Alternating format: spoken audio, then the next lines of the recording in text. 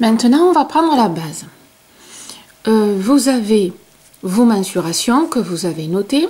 Alors moi, je vais prendre l'exemple de 13 cm, hein, admettons, pour que ça reste dans le, dans le cadre de la caméra. Donc 13 cm. Pour vous, ça va être 50-80 cm. D'accord? On prend bien sûr la laine et son crochet qu'on a choisi. Donc ça, la taille de votre laine et la taille de vos crochets, c'est ça qui joue sur tout. Hein? Voilà. Donc qu'est-ce qu'on fait? Ben, c'est simple. On fait notre maille chaînette. Alors bien sûr, vous prenez en considération le multiple. Si le point a un multiple de 2 ou de 3 ou de 12, vous le prenez en considération. On est bien d'accord, hein? Voilà. Vous l'intégrez dans votre façon après de travailler. Hein. Donc, qu'est-ce que je fais? Ben, je fais une maille chaînette, je me colle. Alors, ne tirez pas comme une malade sur votre maille chaînette pour connaître les centimètres. Hein. Vous posez tout simplement. Voilà. Là, vous voyez, je suis à 13. Le hasard fait bien les choses. Voilà. Je suis pile à 13. Vous voyez, ici. C'est vrai que, voilà, 13 cm. Donc, qu'est-ce qu'on fait à partir de là? Alors, si vous avez un point qui nécessite un multiple, vous comptez le nombre de mailles et vous rentrez et vous calculez si votre multiple est bon. Si ce n'est pas le cas, vous rajoutez une maille ou deux mailles, vous adaptez en fonction. Hein. Voilà. Là, qu'est-ce qu'on fait? Alors, souvent, on a un premier rang, soit de mailles serrées, soit de brides, hein, ou alors c'est le point directement. Et dans tous les cas, vous faites le premier rang de mailles. Alors, admettons, on va faire un rang de mailles serrées. Voilà, tout simplement. Pourquoi je vous fais faire ça et que je ne vous fais pas rentrer votre centimètre? C'est que quand vous travaillez la maille chaînette, suivant le point que vous utilisez, soit elle va se rétrécir, soit elle va s'agrandir. C'est pour ça qu'on travaille au moins, je dis bien au moins le premier rang, minimum. Parfois, il faut les deux rangs, suivant le point que vous utilisez. Voilà. Donc, on va retester la taille de notre maille chaînette avec un ou deux rangs. Et on va remesurer. Et franchement, faites-le parce que vous allez avoir des sacrées surprises si vous ne le faites pas. Parce que si vous dites, oh ben c'est bon, ça y est, j'ai fait ma maille chaînette, elle fait 13 cm. Vous entamez vos rangs, je peux vous dire qu'automatiquement votre pull, soit il sera trop grand, soit il sera trop petit. Voilà, ça c'est le crochet. En aiguille, je ne sais pas si ça fait pareil, mais au crochet, ça fait ça. Donc là, j'ai fait des mailles serrées. On va retester. Je pose. Voilà. Alors, avec la maille serrée, on s'aperçoit que je reste sur 13 cm. D'accord? Donc là, c'est bon. Donc, je me dis, ça c'est OK, je vais pouvoir monter mon pull. Par contre,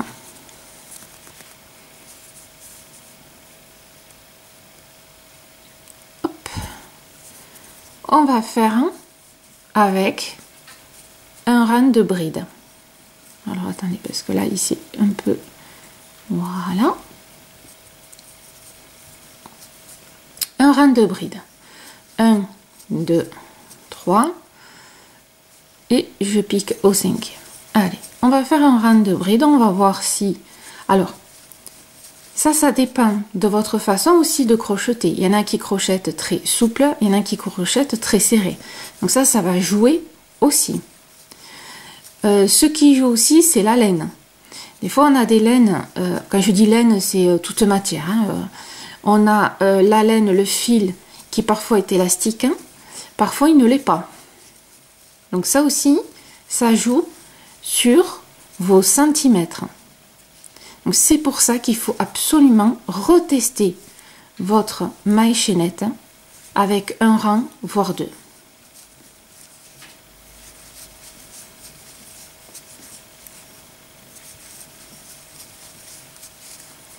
Voilà, j'espère que vous arrivez à bien me suivre et à tout comprendre. J'essaie d'être la plus claire possible. Voilà, parce que c'est vraiment important de savoir jongler pour adapter à notre taille et à ce qu'on veut. Hein. On n'est pas toutes standard, ni taille mannequin, ça se saurait, ce serait trop monotone d'ailleurs. Donc il faut vraiment savoir, voilà, hein, tout calculer et savoir ce qu'il faut faire. Voilà, j'arrive à la fin et on va voir si, alors des fois ça peut changer, des fois ça change pas et ça dépend, voilà, du crochet, de la laine, de tout plein de choses. Donc là je me repositionne pile et voilà, donc là vous voyez je frôle un peu les 14, donc on peut s'apercevoir que avec la bride ça a tendance à allonger. Si c'est le cas, admettons, je me dis voilà, moi admettons on partait sur 12 cm, là j'en suis à 14. Voilà. Je me dis oulala, c'est trop grand. Alors qu'est-ce qu'on fait? Ben, soit vous démontez tout, vous refaites une maille chaînette avec, alors là vous allez mesurer, alors je zoome hein, et je bouge, voilà, là je veux m'arrêter à 12 et je suis à 14, ben, je vais regarder, vous voyez, je vais là, je suis là je suis à 12, je vais regarder le nombre de brides qu'il faut que j'enlève. Donc de 12 à 14 j'en ai 3 enlevés, donc soit je défais tout et j'enlève 3 mailles de ma maille chaînette, hein, tout simplement. Attention à votre multiple, si vous avez un point avec des multiples, hein, attention. Sinon, vous prenez pas la tête, hein, 3 brides on a dit, 1, 2 et 3. Et là, ici, cet excédent de maille chaînette, je vais tout simplement la défaire. Alors on y va très doucement, hein, c'est toujours un peu délicat suivant la laine que l'on a dans les mains, mais c'est toujours faisable. Voilà.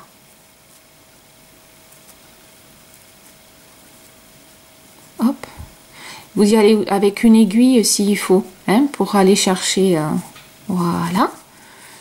Donc là, vous tirez doucement. Vous voyez, on enlève doucement la maille. Hop. Et là, ça devient un tout petit peu plus facile puisque ici, vous tirez. Voilà. Vous voyez, on enlève tout simplement les petites mailles, mais sans toucher à ce qu'on vient de faire. Et lorsque vous arrivez, vous voyez, là, à la maille que vous avez envie, ben vous refaites un tout petit nœud.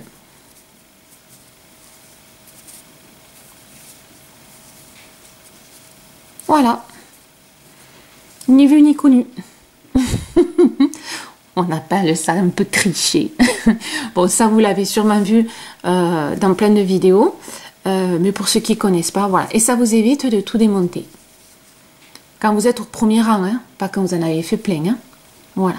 Donc c'est important de remesurer. Voilà. Toujours. Et là, vous voyez, j'arrive, je suis à mon 12 cm. Impeccable. Voilà. Donc ça, c'est important de le faire constamment, constamment, constamment. Même moi, quand je vous dis, par exemple, sur mes 90 là, quand je vous ai dit, par exemple, 90 cm, 120 mailles, si c'est la même laine, c'est impeccable. Par contre, si vous avez une laine différente, vous allez faire 120 mailles et vous allez voir combien ça va vous faire. C'est-à-dire que vous allez monter une maille chaînette pour arriver à 90 cm. Ça ne veut pas dire que vous allez faire 120 mailles, puisque la laine sera peut-être plus fine ou plus grosse. Donc c'est important de le faire. Vous aurez moins de mauvaises surprises. Et ça va vous éviter de démonter et redémonter constamment. Et c'est là qu'on s'arrache les cheveux, souvent. Voilà. Donc ça, c'est l'astuce à ne jamais oublier et à faire à chaque fois. Que ce soit pour un pull, un gilet, quoi que ce soit, n'importe quoi. Voilà.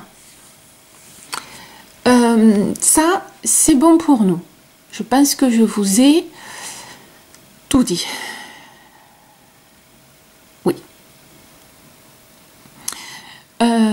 Maintenant, on va passer à notre échantillon. Maintenant, ensemble, on va regarder la partie échantillon.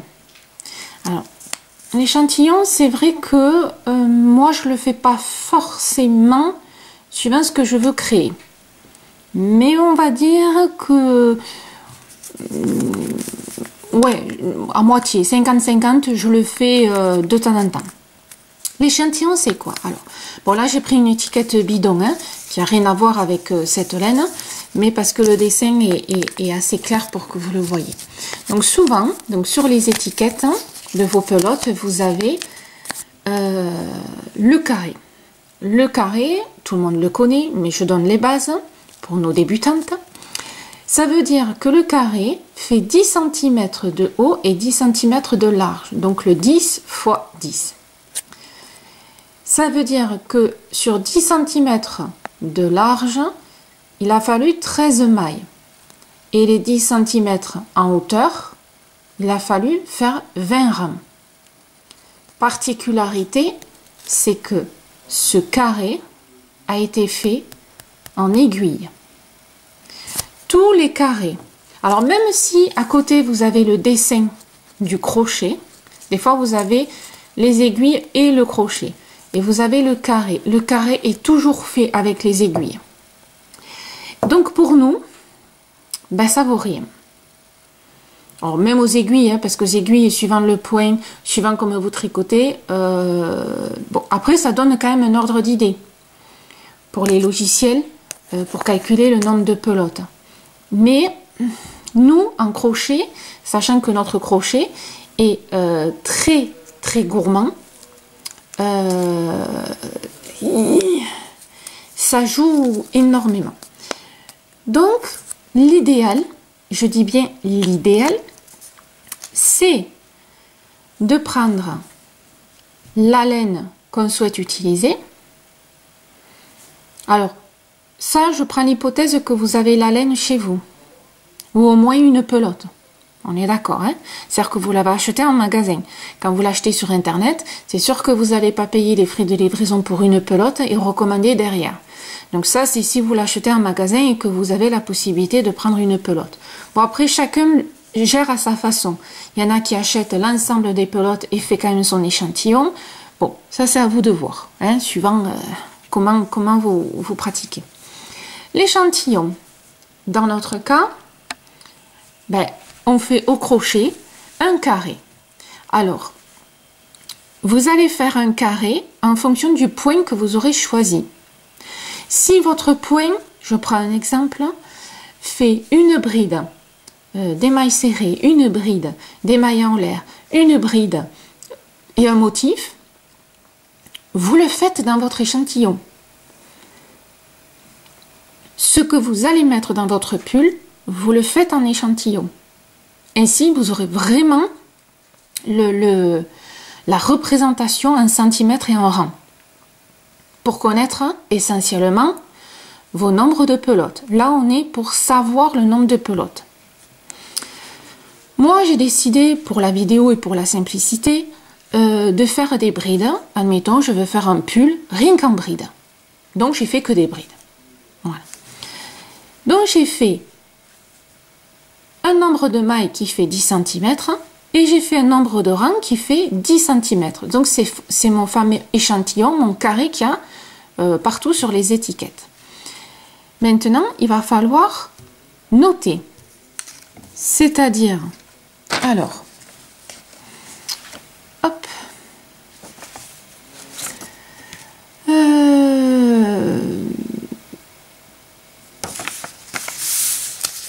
ici, je suis en train de calculer en même temps.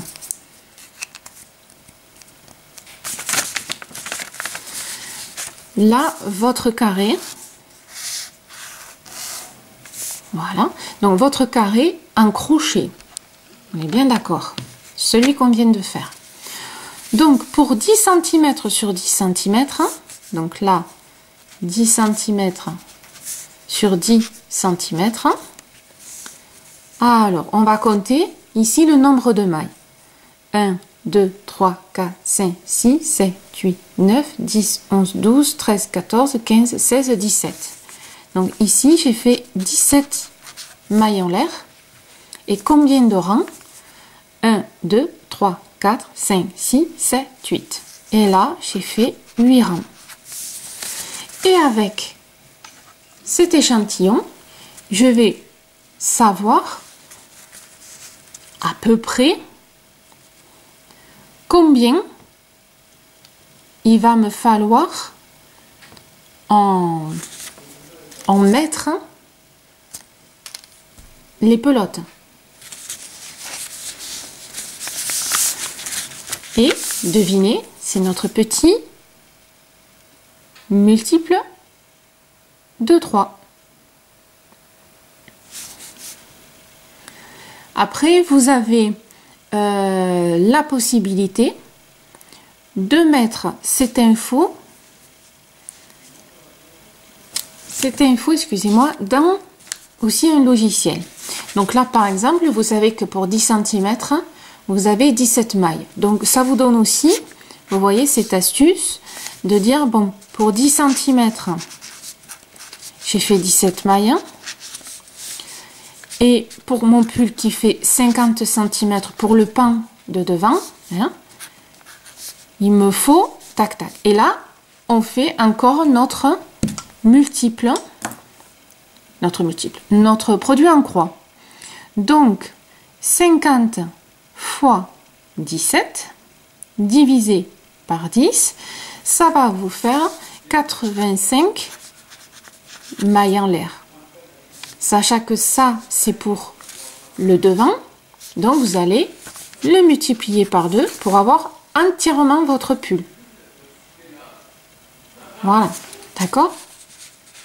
Donc, ça vous permet, voilà, de pouvoir aussi calculer un peu les centimètres. Maintenant, cette info-là, vous avez la possibilité, maintenant que nous avons Internet, de pouvoir rentrer ces données dans un logiciel. Alors, j'ai trouvé 2 petits logiciels qui vous permettent, avec cet échantillon, donc le vôtre, de calculer le nombre de pelotes que vous avez besoin. Voilà. Donc, sous la vidéo, ici, je vous rappelle que vous avez le lien pour mon blog, pour l'article, pas le blog, hein, l'article. Et dans l'article, vous avez les liens directs des 2 logiciels. Vous rentrez ces données-là et le logiciel va vous calculer le nombre de pelotes que vous avez besoin. Environ, attention, hein, voilà, rajoutez peut-être 2-3 pelotes de plus par mesure de sécurité si vous commandez sur Internet. Autre solution, si vous n'avez pas de logiciel, vous prenez votre échantillon. Alors, deux possibilités. Vous savez que sur l'étiquette, vous avez les grammes et les mètres. Vous prenez votre échantillon et vous le pesez. Vous avez les grammes. Et après, vous faites le produit en croix pour les grammes. Voilà. Par exemple,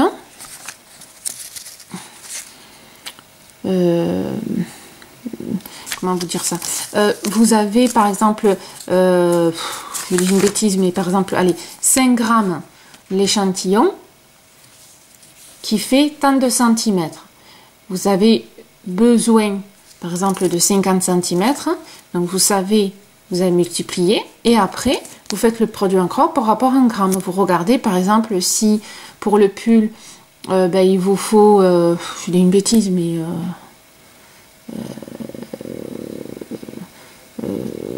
je sais pas moi, 300 grammes, hein, ben vous savez que il vous faudra